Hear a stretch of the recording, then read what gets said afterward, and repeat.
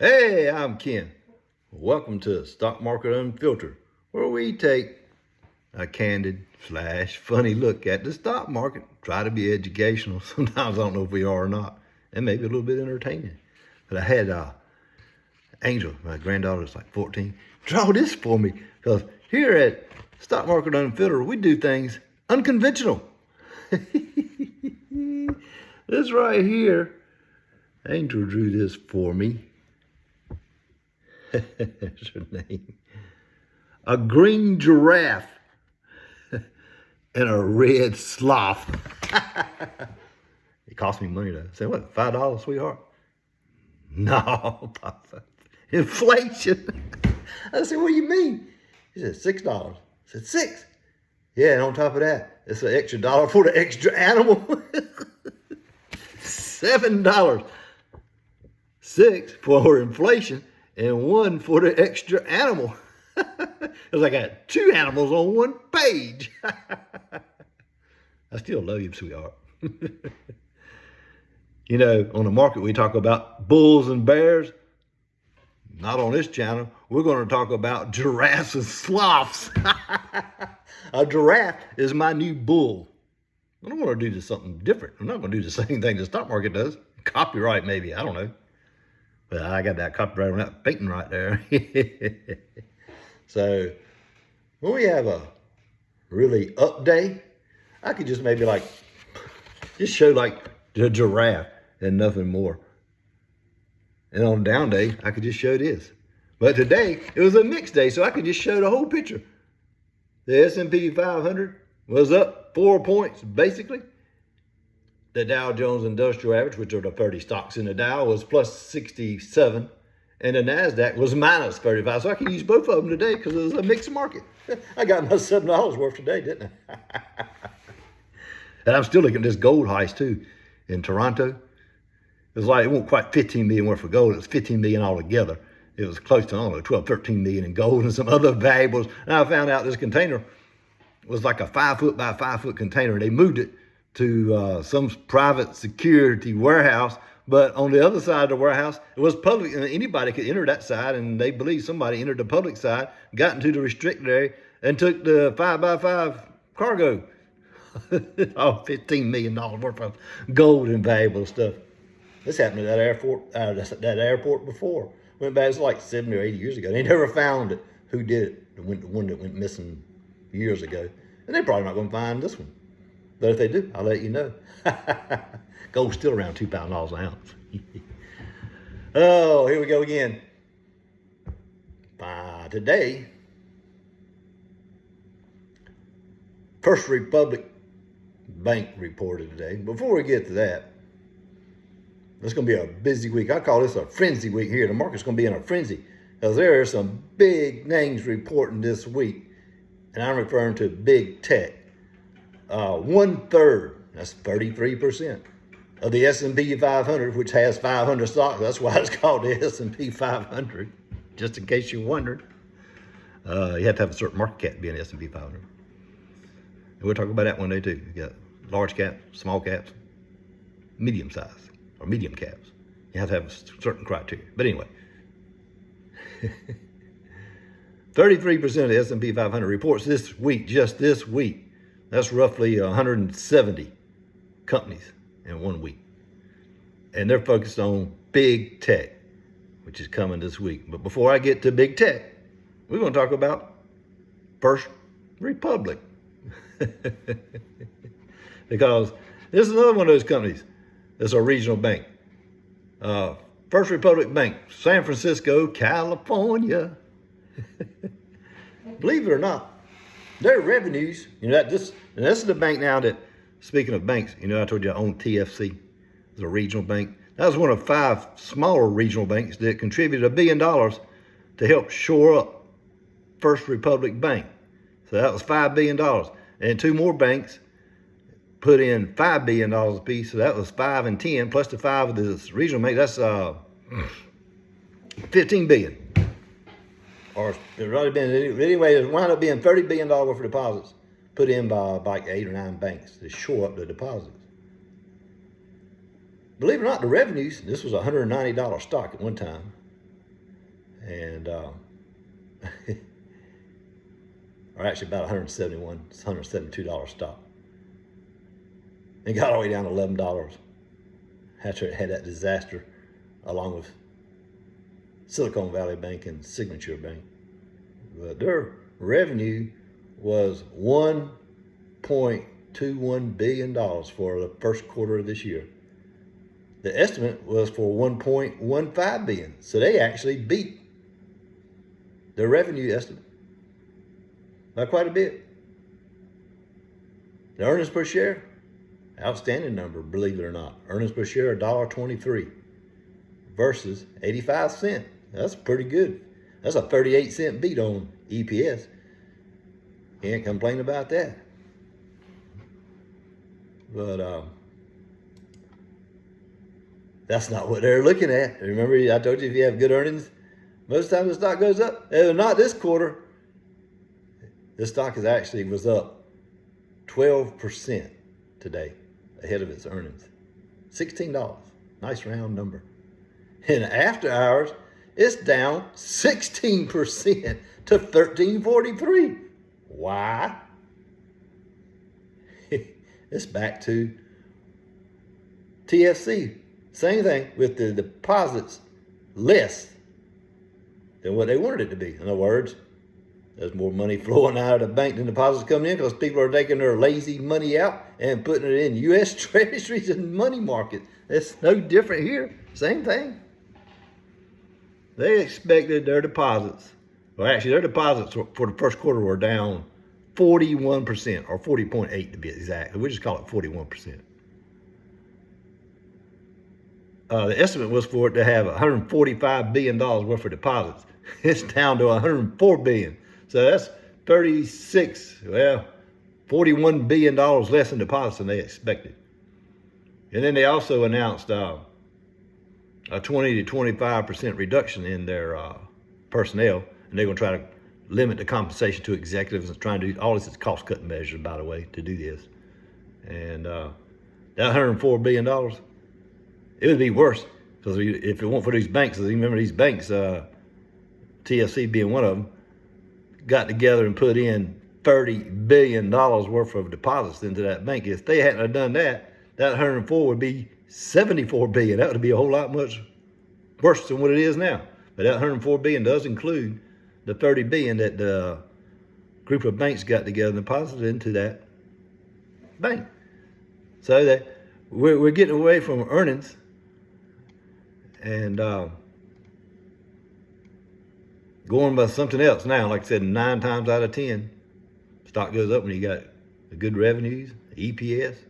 But now for banks, all of a sudden, we're into deposit inflow versus outflow.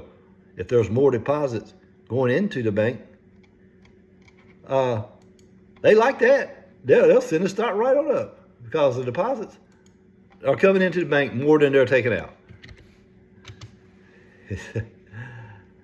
I don't guess kind of like Western Alliance Bank. Remember I talked about that in the last video, and it went up to $40. It's still hanging there. It's $39.03 today.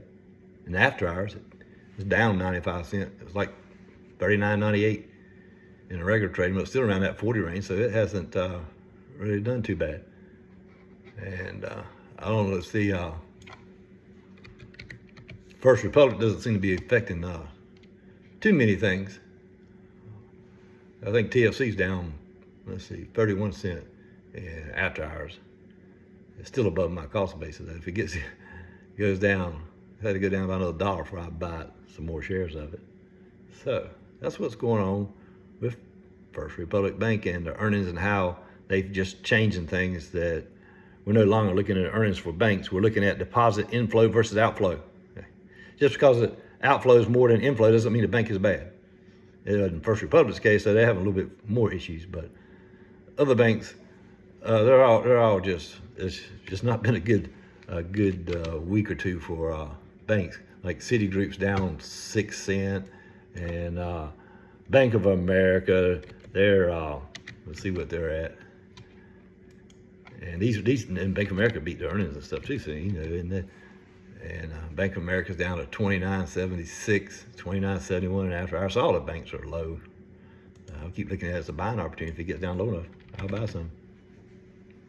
Those, I'm in it for the long term, so these prices keep going down, but they're not cutting the dividend. That's great for me because I can buy more shares at a cheaper price and still get that dividend. It's guaranteed money, as long as they have that dividend. So, yeah, that's where we're at. So now, back to the big news of the week. This, as you're talking about, 1/3 of the S&P 500 report earnings this week. There are some big tech companies, and let me tell you, they can move this market, especially the S&P 500, because they have large market cap, some of them over $1 trillion. And for an example, tomorrow, the 25th, Tuesday, after hours, got two big tech companies reporting tomorrow, Google and Microsoft. And that's some big companies, Google and Microsoft. So we will see what happens tomorrow. They'll be scrutinizing every one of these reports, because they're looking to see if they've cutting jobs, looking for AI news, or looking for anything for the economy. Is it going good, bad? And they're going to dissect all this one. An example, Microsoft, their market cap is $2.1 trillion. So you can understand why these things can move the market. When that's a heck of a capitalization or market cap. And then, of course, Google reports tomorrow, and its market cap is $1.3 trillion. And for Google, they've already been, it's still rated by some of the analysts a strong buy. Even that one at the bottom I always laugh about, the technical research that always says avoid it altogether. It actually says long and it's in the green, which usually means buy it and hold it. So we'll see how Google does tomorrow. Their 52-week low is 83.45. The 52-week high is 123.28, and currently in after hours it's 106.70. That is Google. And just disclosure, I do own Microsoft. I do own Google. And another one we'll talk about is Amazon, which I own that one too. I got all three of these big tech companies. But like Google, its price to earnings is 23.27, but it doesn't pay a dividend. But I have Google in another account. I got several brokerage accounts that I use, and this one is in what I call my speculative brokerage account, so to speak. I have stocks here that are speculative trading, just like Amazon. That's in there, and so is Google, Microsoft, Amazon. They're all in my speculative account. Because actually, earnings per share on Amazon is minus 27 cents, so it's losing money. But it's a big growth cap, and they spend so much of their money on capital, that's why they're losing money. And I have that, like I said, another account. I call it speculative account. So right now, I'm right about my cost basis on Amazon. That's right. I think I got in for $106. That $106.15 after hours. So I just have it there. If it goes up, I'll just sell it, and it's not a big hurry. I bought it before they had that split. Same thing with Google. I bought it before they had the split. And so we got Google tomorrow and Microsoft. And then also tomorrow, we've talked about this company on my channel, 3M. Before the open tomorrow, I talked about that. They have the problem with a couple of lawsuits with the chemicals in the water, and their subsidiary that possibly made defective earplugs for the military. We'll see how their earnings shape out tomorrow. They missed the last quarter. They reported earnings. They missed it. So I'd had this stock before, and it was going all the way up to like $138 or something like that. And I sold some, and I saw it kept going down, and I sold the rest of my position in 3M. And I had mentioned that I'd like to see it go back to close to its 52-week low, where before I buy it back. 52-week low is $100.16. The last time we actually talked about this, the stock price was around $105, and it's still around $105, $105.06. So, and most of all the analysts' research on it are there's only one buy, and there's 3 holds. a moderate sell and avoid it altogether. You know, avoid it's the one at the bottom that gives you that technical research that says avoid it. But if the earnings aren't, we'll see what earnings are if they're bad. And I see it, if they're not that bad, they just take it down to 100 or 99 or something like that that would be tomorrow before the opening. I may pick up some more shares. I just have to see what the earnings look like, the guidance and things like that, to see if I take any action on 3M. All right, so that takes care of tomorrow, after hours, Google and Microsoft. Then on Wednesday, we have Meta, which used to be Facebook, reporting. It's another big company. So, and the market cap for Meta is according to this, is 546.1 billion for Meta, but it can move the S&P 500 because you got all these big companies that are in the S&P 500 that can move this stock. So Meta, which is Facebook, that is Wednesday. And then on Thursday, we have Amazon. And they're looking at this too to see how they do. And their market cap's 1.1 trillion. So, you know, you got Microsoft, Google, and Amazon all over the $1 trillion mark that are reporting this week earnings. So it's a possibility it could move the market. So we'll stay the course. And also, PXD reports earnings this week, and that's the company we've talked about, and I've told you I've owned, and I almost got stopped out by $1, and then Exxon wanted to buy it out, which was really just a rumor. So thank you, Exxon, for that rumor. And then for the CEO to say, we weren't interested in selling it at 220, we might sell it for more, but not 220. And I still think, as I said before, the stock could go to 280, but we'll see. And PXD, the estimate for PXD is $4.94.8. So let's just call it $4.95. And the range is $4.53 to $5.65. So we'll see where Pioneer, how it does in a couple of days. That's Wednesday after the market closes. Right now, PXD in after hours is at $227 even. So we'll see what happens with PXD. So that's about all I have today. Hopefully you're having a good Monday, and I hope you guys have a great week. Appreciate you listening today. And if there's anything breaking, we'll come back tomorrow. If not, it'll probably be Wednesday, Thursday when I come back on. I'm going to digest all these earnings that are coming out with 3M and Google and Microsoft. All these things can move the market. So looking forward to a turbulent week, to be honest with you. And then next week, they have the FMOC meeting where they're going to announce probably on Wednesday if they're going to raise interest rates by 25 basis points, leave them the same or whatever. They're in their 7-day quiet period now. They can't say anything, so you don't have any Fed chairman and presidents talking.